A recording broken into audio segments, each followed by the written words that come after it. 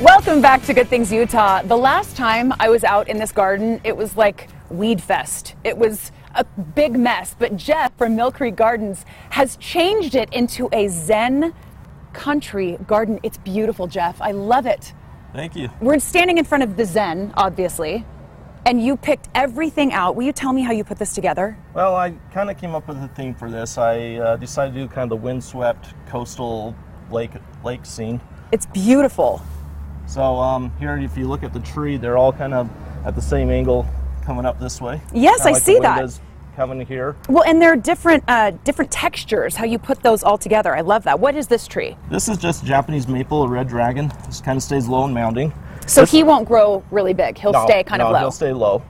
And this one is actually a full-size Scotch pine, but we're going to keep that trimmed every year to bonsai it, make it look gnarled, like what you'd see on the edge of a cliff or something. Really? And you know how to groom it like that? Yeah, it's actually not as hard as you would think. It's quite easy, but once a year pruning should do that one just fine. So if I went into Millcreek Gardens, you could help me? I certainly can.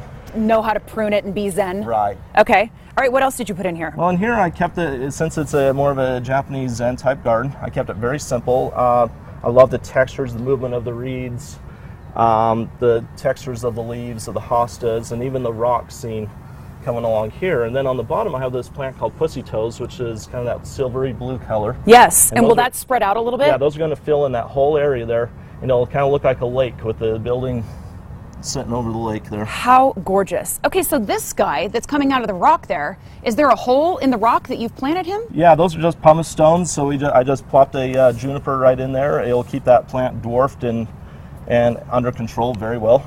So trimming is the key to keep it all looking nice, but I love the Zen garden because it's not too complicated and it's not going crazy. Yeah, this is very calming, very simple. It's kind of something when you want to just sit by and just think about things, just contemplate. All right, now if you want to get a little crazy and get a little country, we're going to go over here, right? Right, now this is the polar opposite here.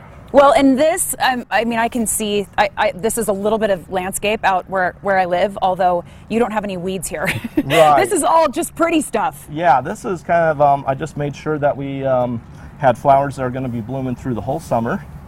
And I have the tall materials in the middle here, shorter towards the edges here. And is there a way to do that? I mean, should you be doing that in your garden? Should you keep the tall around the outside and the short in the middle?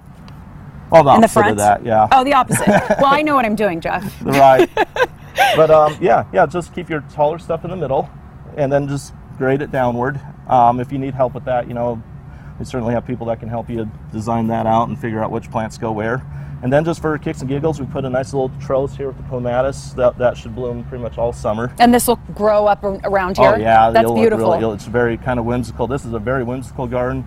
Very colorful, just something you walk by and you're like, oh my gosh, it's here. It is. There's a lot of color in here, but you did the same thing with the textures right. in this garden as well. Oh yeah, because some of these plants are not necessarily flowering. The coral bells here, they have very subtle flowers, but great color.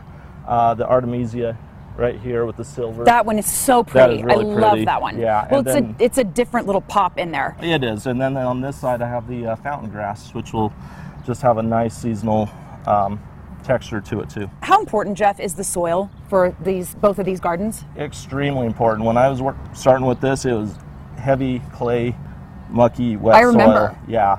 And now if you can actually literally, a lot of these plants I was able to just put my hand in there and use my hand as a shovel if I needed to for the smaller things. Okay, well, Jeff, you may need to come up to my neck of the woods and help me. But if I want to go to Millcreek Gardens, where are you located? We are on 3900 or 9th East and 3500 South. And you can come in and talk to Jeff and learn how to bonsai a tree or get your country garden kicking. All of these plants, by the way, that Jeff has strategically picked out and put in will be on the website, goodforutah.com/GTU. Jeff, thank you. Thank you. I feel calm and yet like I want to have some barbecue, both at the same time, just with one little turn. Thank you. Glenn, have you seen this out here? It's beautiful, beautiful, beautiful. Looking great. Hey, coming up, from swimming with the dolphins on the Grand Cayman Island to rafting down a river in Vernal, Utah, we've got all the best deals for you next.